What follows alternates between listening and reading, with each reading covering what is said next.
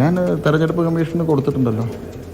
ഞാൻ കഴിഞ്ഞ 19-ലും 21-ലും 24-ലും ഒക്കെ ശിവരാജേട്ടൻ അത് അഫിഡവിറ്റ് കണ്ടിട്ടുണ്ടാവില്ല. അതുകൊണ്ടാണ് സ്ഥാനാർത്ഥി നിർണയത്തിലെ പ്രശ്നം.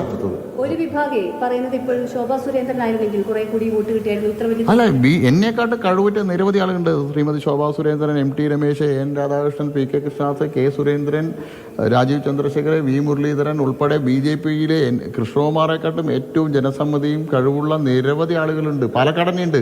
പക്ഷേ സംസ്ഥാന നേതൃത്വവും കേന്ദ്ര നേതൃത്വവും കേന്ദ്ര നേതൃത്വമാണ്, കേന്ദ്ര പാർലമെന്ററി ബോർഡാണ്. നരേന്ദ്രമോദിജിയും അമിത്ഷാജിയും JP നദ്ദാജിയും ഉൾപ്പെടെയുള്ള ആളുകൾ അടങ്ങിയ ഒരു പാർലമെന്ററി ബോർഡാണ് അസംബ്ലി സ്ഥാനാർത്ഥിയെ തീരുമാനിക്കുന്നത്. ആ സ്ഥാനാർത്ഥി അവർ നിശ്ചയിച്ചത് അവിടുന്ന് സ്ഥാനാർത്ഥി ഇന്ന ആളാണെന്ന് പറഞ്ഞ് പ്രഖ്യാപിക്കുന്ന സമയത്ത് കൃഷ്ണകുമാറിനെ അറിയുന്നത്. പാർട്ടി ഒരു സ്ഥാനാർത്ഥിയായിട്ട് എന്നെ നിശ്ചയിച്ചാൽ പിന്നീട് ആ ചുമതല എന്നെ ഒരു ഉത്തരവാദിത്വം ഏൽപ്പിച്ചാൽ ആ ഉത്തരവാദിത്വം നിർവഹിക്കുക എന്നുള്ളത് പാർട്ടിയുടെ അച്ചടക്കമുള്ള ഒരു സാധാരണ പ്രവർത്തകനാണ് എൻ്റെ ഉത്തരവാദിത്വമാണ്. ഞാൻ അത് നിർവഹിച്ചു.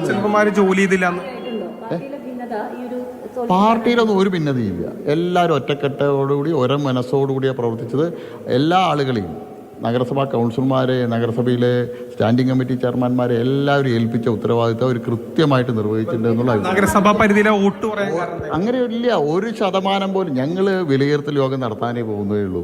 ഞങ്ങൾ നാളെ സംസ്ഥാനത്ത് ശില്പശാലയെല്ലാം കഴിഞ്ഞ് അസംബ്ലി മണ്ഡലത്തിലെ വിലയിരുത്തൽ വരാൻ പോകുന്നല്ലോ. ഇത് തെറ്റായ വാർത്തകളാണ്. ഒരാളും പരാതി കൊടുത്തില്ല.